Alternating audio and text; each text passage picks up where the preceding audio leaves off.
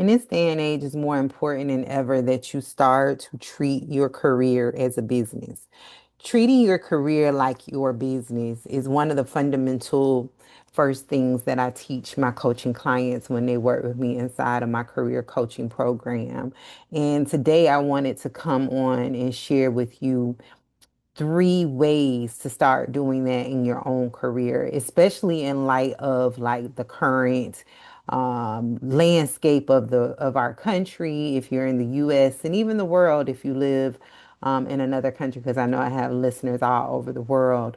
The primary reason I wanted to come on and have this conversation today with you is because I recently had a conversation with a group of my coaching clients, and these are coaching clients who have secured, since working with me inside of the Micro to Macro Career Accelerator, either their first macro job and they're in it still and they're loving it, been there for years, or they've gone on to secure their subsequent macro jobs since working with me. And so to hear them verbalize that they themselves have concerns around the job market and availability of jobs and just sustainability. That's what I call it, like sustainability in their career as a macro social worker. It made me want to come on and have a very introductory conversation with you today, about the importance of treating your career like a business, right? And the reason this is such a important conversation is because I see a lot of people who, prior to working with me, move through their career in a way where they view it as like a natural happening of life. Like I was thinking last night of a way to explain it. Not an entitlement, right? There's a subset of career seekers out there. It's usually universal career seekers, the ones that will take any job. They view work, they view jobs as an entitlement, right? Like I am a human, I am supposed to get a job. Unfortunately, it doesn't work like that. And you could be pro, anti, whatever it is, capitalism. Unfortunately, it's not like that in our society here in the US. So I say all that to say that then there's this other subset, and it's usually atypical amongst the people I work with in my coaching container, who view their career as like it's just a natural happening of life, right? Like almost to the point where they don't really have any say so, or they can't question anything that comes along with their career, their job. The only real choice they have is in choosing what they want to do. And even that is drastically limited to just the degree or the major. But when it comes to like their day-to-day work and who they work for and how much they're paid, a lot of them move before working with me, move from the belief of I don't really have a choice in this thing. I just have to take what I can get. Okay. So I wanted to talk about if that's you. And it most likely is, right? And I'm gonna give you three ways to start moving in your career. What I always call it is having high career intent, right? When you have low career intent, you move with that type of belief, that type of mindset. Like, I just have to take what's available to me. But when you shift from low career intent to high career intent, you begin to understand that you do get a choice in what you do. You do get a choice in what organizations you align yourself with. You do get a choice in like the type of work you want to do on a database. You do get a choice on the team that you want to be a part of. You do get a choice. Okay. So I want to share three ways to start moving in your career, to start treating your career like a business. And then also with these strategies, they also can serve as signs that you're currently moving in your career with low career intent. You're moving as if this is just a part of life. I live, I work, and then I retire, right? But no, you get a choice. You get to say so. And it's very important that you understand that your career is your business and that you do get a say so. And it's even more important that during where we are in the world globally, US based wise, it's important that you shift now more than ever to a person with high career intent because it better positions you to have sustainability in your career, right? So a large amount of my coaching clients were like they are afraid of sustainability, job availability, even though they know how to read the job market, even though I've taught them how to find the jobs, even though they know how to track the job market trends, right? Even though they know all of the strategies and techniques, many of them are finding themselves succumbing to the belief and the mindsets of the low career intent people that surrounds them, largely because we've never been, quote unquote, in this space and time in US society, right? However, what I always say, everything is just a repeat.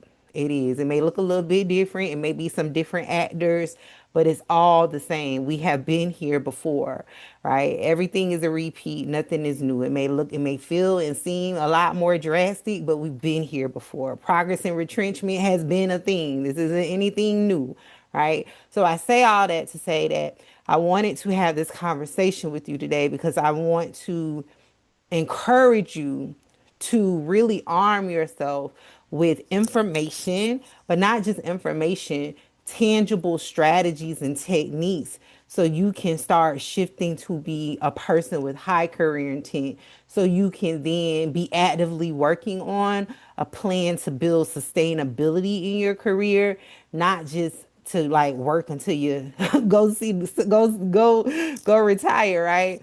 But it's to work and be able to provide for yourself, your family, without compromising who you are as a person, physically, mentally, spiritually, financially, emotionally. Okay? Because again, a lot of social workers are working jobs that they don't want to do, right? They're working with populations that they don't want to work with. But again, it's because they're moving through their career with low career intent from the belief of, I just have to do this. I don't have a choice. Okay, so let's jump into it. I got my notes. I'm ready. Okay. So, the first way that you start treating your career like a business, I first want to say this. An overwhelming number of social workers have aspirations of entrepreneurship, right? I'm very clear on that. Like, if I don't know nothing else, I know a lot of y'all want to have a business, okay? However, business ownership, management, leadership, a lot of those skills are developed and honed and really streamlined and mastered in your 9 to 5 before you become a business owner, right? There's only so much a textbook and a professor can teach you. Experiential learning, hands on learning is the best teacher in any setting, right? So a lot of you over rely on, you don't get me on my soapbox, right? A lot of you over rely on certifications, credentials, and I hope this thing ain't rubbing up against my little microphone. Certifications, credentials to teach you the ins and outs of entrepreneurship. When in reality, it comes from your days in your 9 to 5, right? So I'm going to talk about that because one of the strategies I'm going to teach you really is the key to opening bigger opportunities for yourself. But I wanted to name that many social workers have aspirations of business ownership to become entrepreneurs. However, if you don't master it in your career life, you are going to have a hard time mastering it once you're in your business. So practice now the skill of business ownership and treat your career as the business, your skill set, your talent as the product, as the widget on somebody else's dime, right? Because when you own a business, you spending your money. That's your money. That's your energy. That's your time, right? So the learning curve has to be super short because you are the funder. But if you have a 9 to 5, you can do that on your employer's dime. Okay. So I wanted to name that because this is an important conversation to really set you up for different aspirational goals that you have in other areas of your life. Okay. So the first how to start treating your career like a business is it's very important now more than ever. You heard me say this if you are not new around these parts, is that you should be moving off facts instead of feelings in your career. What I mean by that is I see a lot of social workers, non-social workers as well, because non-social workers listen to me. Hey, how y'all doing? Um, a lot of people in their career move off of um, feelings. They're very feeling based, right? So a very simplistic example of that is it's not uncommon for me to meet with someone who's considering coming inside of the Micro to Macro Career Accelerator, which is my 3 month group career coaching program, to work with me. And in the get to know you chat with them, I ask them, so when you hit apply on your MSW degree application, what is it that you wanted to do? How did you envision yourself using your social work degree once you were in the world of work? What kind of job did you want?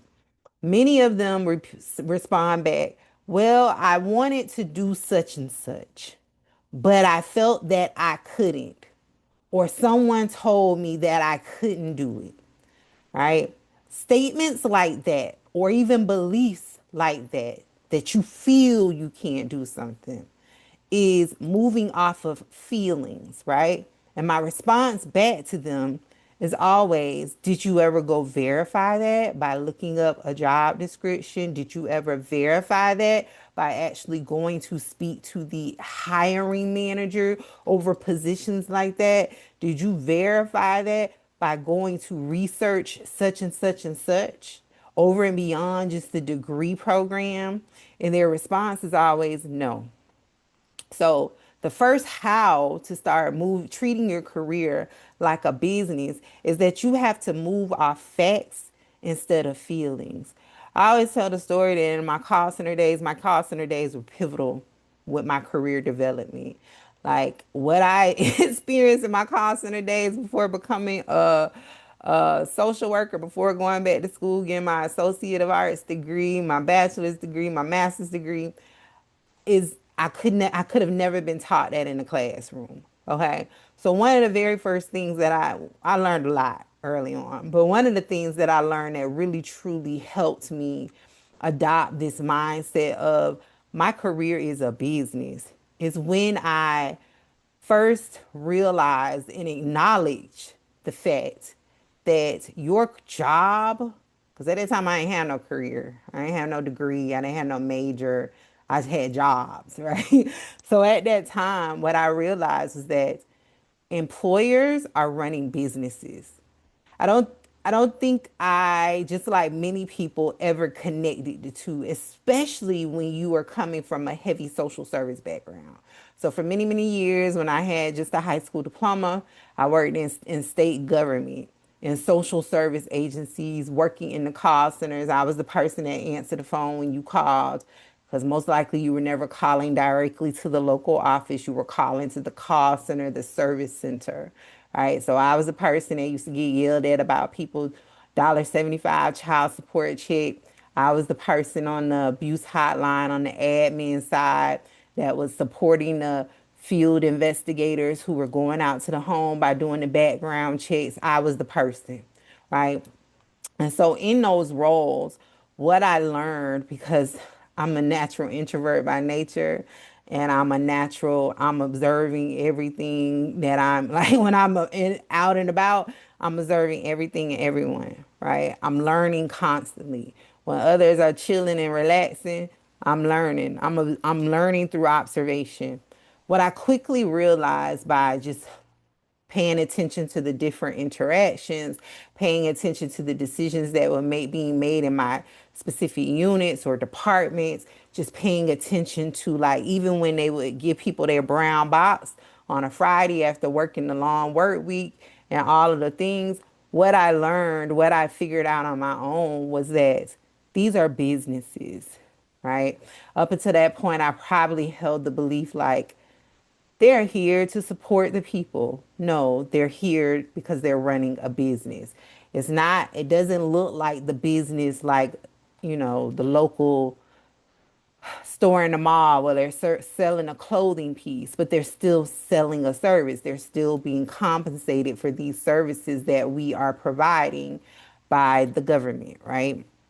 And so from that, what I quickly realized was that every decision that was being made in my departments, in the unit that I worked in specifically, was based off of a key business decision, right? It wasn't based off of, do I like you, do I not? Because I've seen in those roles where people who were real cool with the management would be fired. Right? Like the person who, like to suck up to the managers, they were fired. They were let go. And so it was in those instances that I quickly realized like this is business. And in business, your feelings do not have a place in business. And then that was even more magnified when I went to go get my bachelor's degree in business, where I realized even more by learning about the different like key areas of importance in business, that it's a business. And so in business, your feelings have no place there, because at the end of the day, when it comes to a business, the needs of the business reign supreme. So I share that with you because I see that many social workers in their career put everybody else needs before the needs of their business. And again, your business is your career because your business funds your life. So what I'm saying is that you putting Joe down the road and his need for whatever service it is that your organization pays for or supports him in over you leaving to go to your doctor's appointment for your annual checkup, you are putting the needs of your business last, which is you. If you ain't picked that up yet, the needs of your business is you. You are there to make money to fund you, to fund your life. If you have some littles, you are there to make money to fund their life. If you are the caregiver for some parents or some family members, you are there to fund your life, their care, and all of the other things. So when it comes to that, you have to put the needs of your business before anyone else. So in business, the needs of the business reign supreme. Okay. So for my social workers who love to miss a doctor's appointment because you feel, oh, ain't nobody else gonna be able to see the people on my caseload, ain't nobody else gonna serve them. For the people who are working through burnout, for the people who are on the verge of having a nervous breakdown, and that may not be the PC term because I'm not clinical, but these are real stories that I hear. The social workers who are on the verge of having a nervous breakdown, but you refuse to go on a leave of absence. You refuse to go to your doctor to get your FMLA filled out because you are so concerned and worried about how is the organization going to run without you being there. You are running off of your feelings instead of facts. And the fact is the needs of the business, you reign supreme. That even goes because, again, a large percentage of the people who work with me, they have 10 plus years of experience. They are not typically people who hate their jobs. That's not my coaching client. That's not the trend that I've been tracking over the last almost 6 years at this point. January will be 6 years. The people who work with me have been in their career, have been in the job market for 10 plus years. They love their job. They enjoy their job. They just feel unfulfilled in their job. They're at the point, they're in the mid career point where they're realizing, like, I picked this job just because I had to pick something, but this isn't what I want to do at the end of the day. Okay. So for my people like that, they're not suffering from burnout. They're not suffering from being underpaid. They're being paid well in their social work jobs. However, they are misaligned on a deeper level. So what that looks like for you is it may look like you working in a department or in a unit where you don't agree with the mission and vision of the organization. You don't agree with the way that the leadership has responded to all of the events that have been happening over the last year. You don't agree with the decisions that they're making in response to pushback from whomever is funding the organization. You just don't agree. So in that situation, or you may be in a situation where you are being asked to do things that go against your ethics, your values, your views, your standpoint on a thing. Every time you do that, every time you go against your needs of your business, you are running off of feelings instead of facts. The fact should be is I am here to prioritize the need of my business. Again, that's why organizations, people always ask the question, well, why do they let people work all week long and then give them the brown box on Friday afternoon? Why don't they just tell them on Monday? Because the needs of the business reign supreme. If they let the person go on Monday, who gonna see all the people for that week? They're gonna cause more of a workload, more of a backlog by doing that. So they're gonna let the person work all week long and let them go at the end of the week. Why? Because the needs of the business reign supreme. They don't care nothing about you and what you got going on. The needs of the business reign supreme.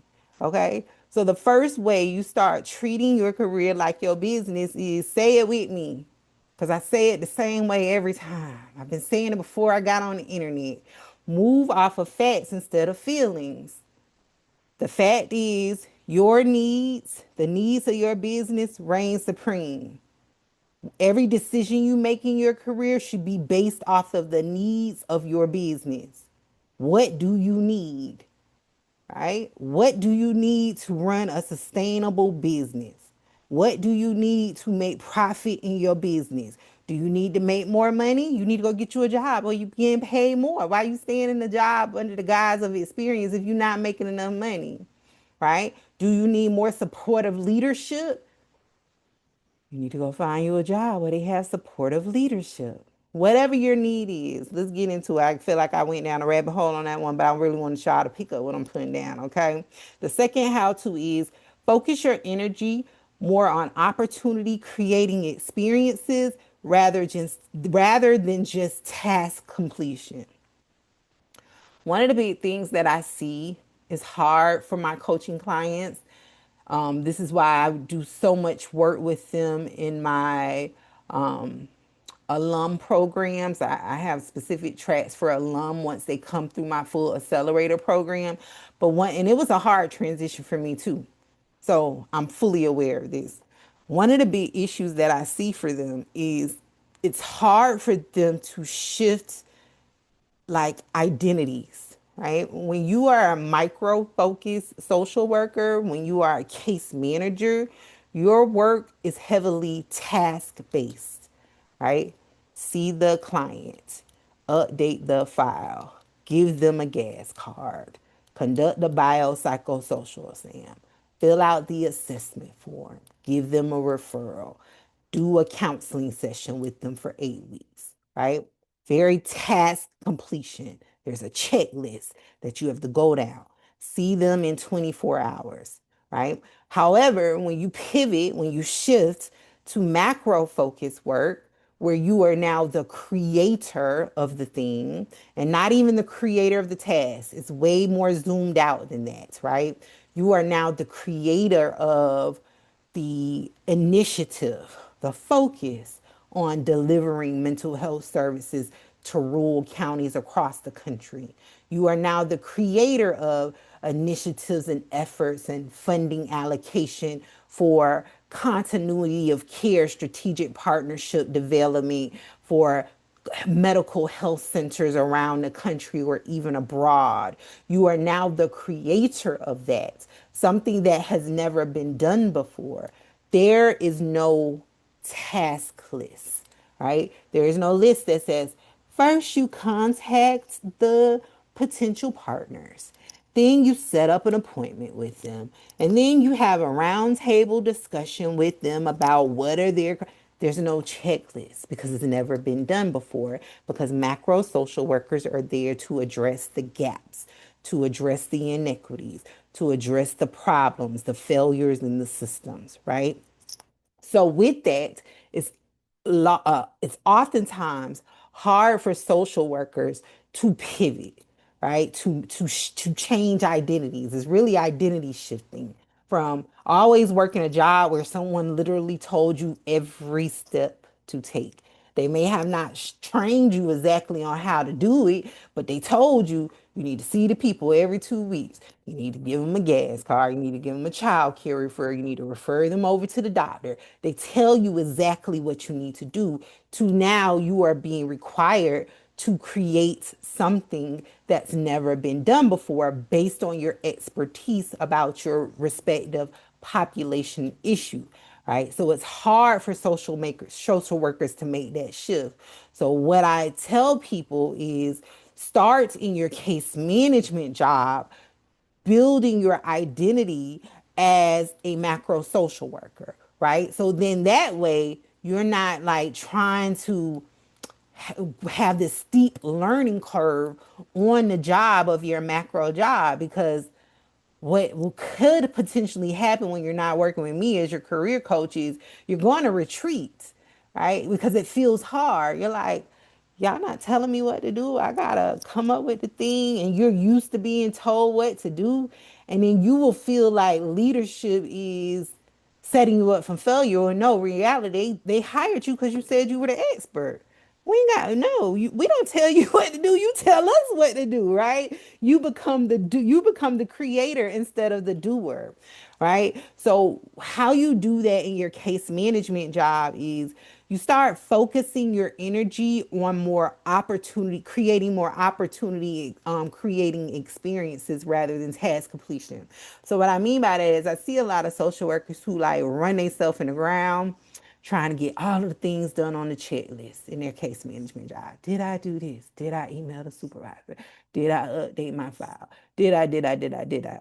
And so because they're focusing all of their energy on task completion, it leaves them with little to no capacity or energy on really looking strategically at the opportunities that are being presented to them to identify where can I get experience here that can position me for the macro job that I want, right? So an example is if you are spending all of your time dotting your I's and crossing your T's on your case file stuff, you're gonna miss the opportunity in that meeting that your supervisor asked you to come sit in on last minute, where they're in there talking with the state partners and the county partners around funding, about partnership development. You're going to miss the opportunity of, oh, wow, these are people with macro organizations that are at the macro organizations. I should be in here shining with them, like really getting them to know who I am, as opposed to me trying to take down every word, every letter. Because most likely you might be asked to take notes. You might be asked to come talk about your program. So then you come in here and you talk about your program in a very task-driven way. We saw 100 people, blah, blah, blah. We did 10 focus groups. We did, instead of really letting your expertise shine. That's just one example. So what I'm saying here is, yes, focus on doing your job, but that should be a small percentage, because you could do that with your eyes closed. If you create you a good system, you could do all your admin stuff in 4 days. 4 days out of the work week. You have a 5 day work week. That last day should be around sitting at your desk, strategically identifying, okay, what are the experiences that I have potential to really tap into right now that I can strategically leverage to get the macro job that I want in the future? Oh, such and such, she was telling me the other day about they were meeting about special budgets and they're looking for volunteers from different teams to come in and be a part of the conversation on budgets. I'm gonna email her and tell her I want to come in and be a part of that. That's a an opportunity creating experience, right? That's an experience that creates an opportunity for you, because now you're a part of a larger conversation around budget allocation. You're listening and learning about how your organization is funded. Nothing like grind my gears more than when I ask a social worker, how is your organization funded? And they look at me like deer in headlights. Okay, so you need to be in conversations about that. How is your organization funded? Where does the money come from? What are the line items? What is your organization being required to do? Many of you think that your organization is just there to do goodwill work. No, it's a business. They are being paid to deliver a service, and you should know what that is, and you should understand who funds their work. Okay? Hint, hint, especially if you coming to work with me, that's something you're going to have to learn, figure out, and know. Okay? So the second is focus your energy more on opportunity creating experiences rather than just task completion. Don't be in your cubicle with your head down, just doing the task. Be thinking strategically around what experience can you get out of this job that you're in right now to get the job you want in the next year, in the next 2 years. They are all around you, but you need to shift your focus to that. Okay? Don't just be a worker bee. Again, prioritize the needs of your business. If the needs of your business is, I need to get experience in XYZ, you need to be strategically be looking for opportunities to build that experience in your current job. Okay? How to number 3, treat your career like your business is be clear about what you need in a job over and beyond just a certain salary and remote work. Okay. It should set you up for the future. So this really connects to one where I said move off facts instead of feelings, prioritize the needs of the business. But if you don't know what the needs of the business is, you need to do this. You need to figure this out. Y'all needs of the business is I just want to make more money and I want to be remote. That is low hanging fruit. And my people know not to come tell me nothing like that. I don't want to hear nothing about you want to make more money and you want it to be remote. That's low hanging fruit. It's obvious you want to make more money. It's obvious because everybody and their mama talking about remote work. You want to be remote. Let's have some high career intent. What are the things that you need over and beyond that? Do you need a retirement? Do you need 401k matching? Do you need FMLA? Do you need short-term disability? Because in so many months you're going to go get a medical procedure and you want to have a baby. Do you need vacation time? Do you need to be a W-2 employee? Do you need diverse leadership? What do you need over and beyond just more money? Do you want stock investment so you can then invest, diversify your investments and retire early off of that? What do you need? That's where you have to be clear about what it is. You need to sit down and write it out. Again, if your need list is I want to make more money and be remote or have a flexible schedule, that's low hanging fruit. And this conversation ain't even for you. I'm not being funny. I work with people with high career intent. Like I am not the person for the people with low career intent, right? Who feel that work is just an entitlement. I'm sorry, but I'm not your person. Okay. There are other people out there for you. But if you got to be clear on what it is that you need. Do you need an organization that's ethical? Do you need to be with an organization that's innovative, that's doing things outside of the box? Do you need to be with an organization that aligns with your population and area of issue that you are passionate about? What do you need? That's where you need to be clear about it. Again, this is all in the effort that you treat your career like your business.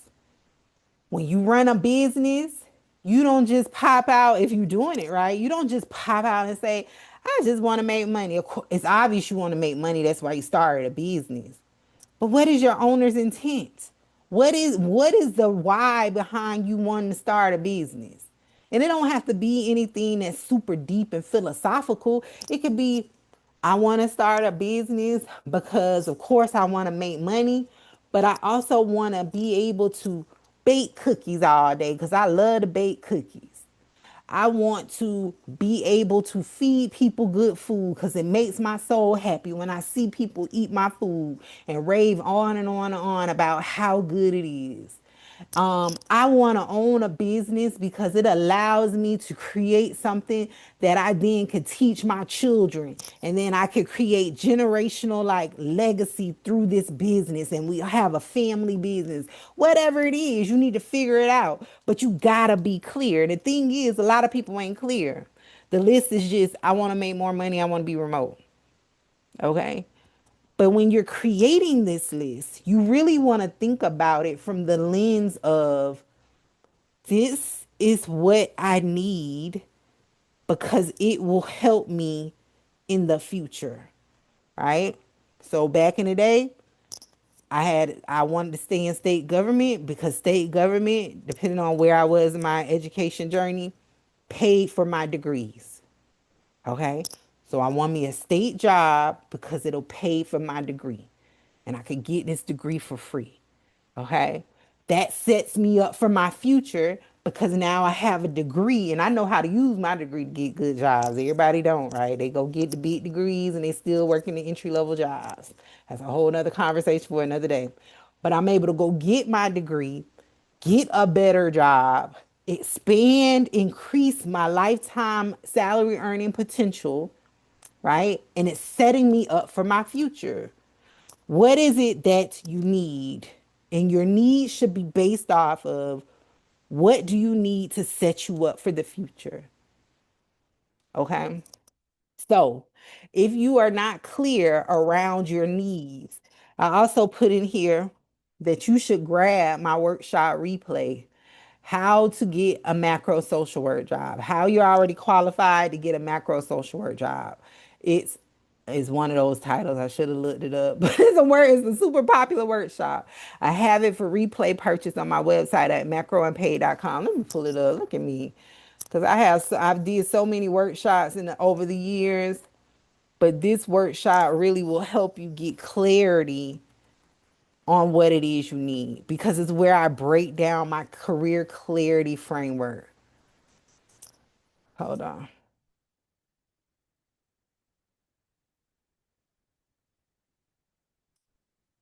It is how to land a macro social work job using your MSW degree and case management experience.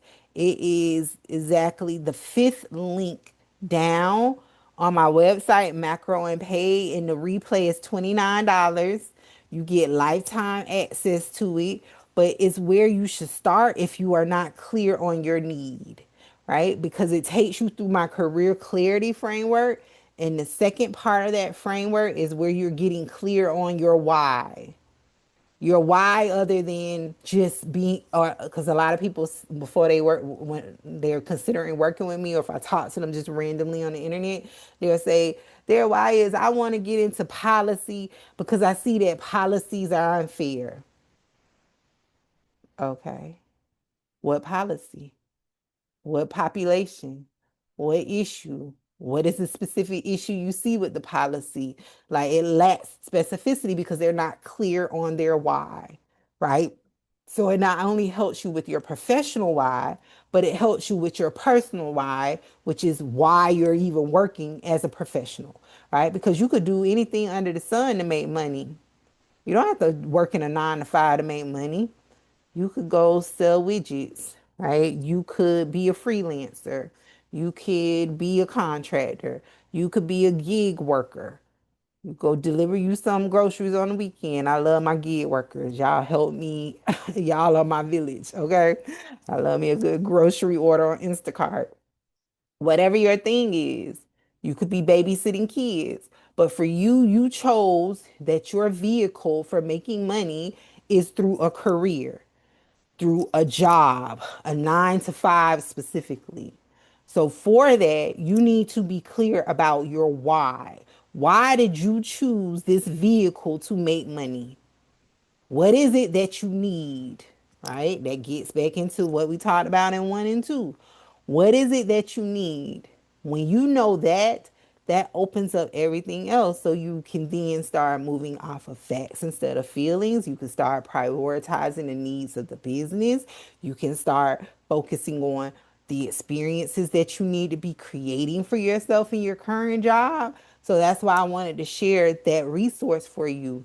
At this point, thousands of people have taken that free workshop, have purchased it either live or watched the replay, and it's super helpful to help you get clarity on that area, which is the pivotal first step, the required fundamental first step to doing everything that I just talked about in this podcast episode. So visit Macro Unpaid, grab the workshop replay. It's an investment into your career development.